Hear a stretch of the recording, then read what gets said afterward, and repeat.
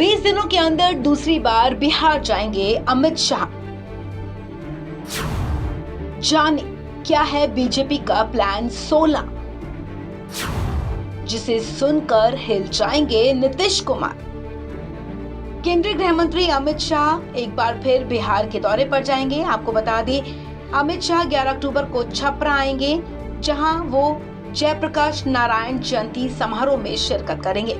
इस मौके पर अमित शाह उनकी जन्मस्थली सारण जिला के सिताबदियारा भी जाएंगे, जहां वो जयप्रकाश नारायण को श्रद्धांजलि देने के बाद जनसभा को संबोधित करते हुए नए भारत की तस्वीर पेश करेंगे।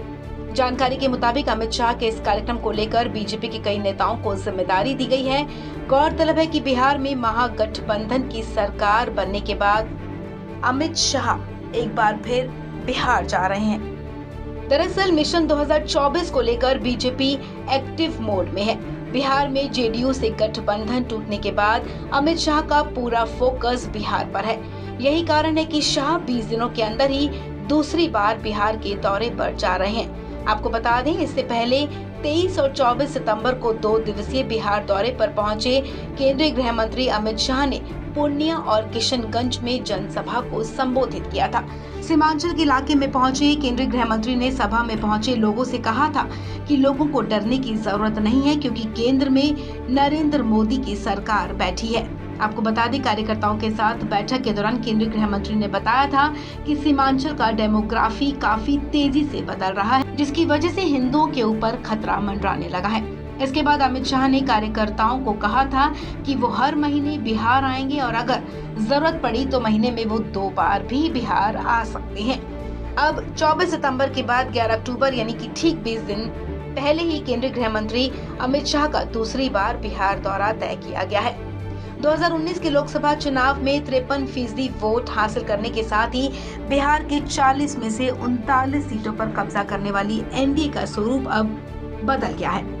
दरअसल 2014 में अकेले चुनाव लड़कर 2 सीटों पर सिमटे नीतीश कुमार ने 2019 में बीजेपी के साथ लोकसभा का चुनाव लड़कर अपने सांसदों की संख्या 2 से बढ़ाकर 16 कर दी थी।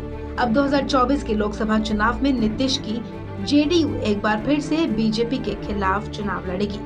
पिछले महीने केंद्रीय गृह मंत्री अमित शाह का बिहार के सीमांचल का दौरा पूरी तरह प्लानिंग के तहत तैयार किया गया था। सीमांचल इलाके में बिहार के कटिहार, अररिया, पूर्णिया और किशनगंज 4 जिले शामिल हैं। इन सभी जिलों में मुस्लिम आबादी की संख्या काफी तेजी से बढ़ने की बात बीजेपी के द्वारा कही जाती रही है।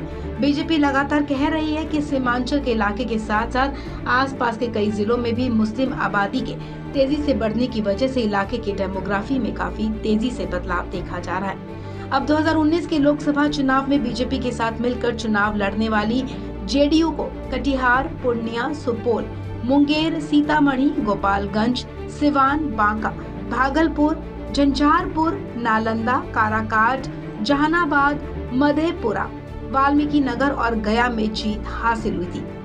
ऐसे में अब बीजेपी की योजना इन्हीं 16 सीटों पर जीत हासिल करने की है और इसलिए बीजेपी लगातार बिहार का दौरा कर रही है।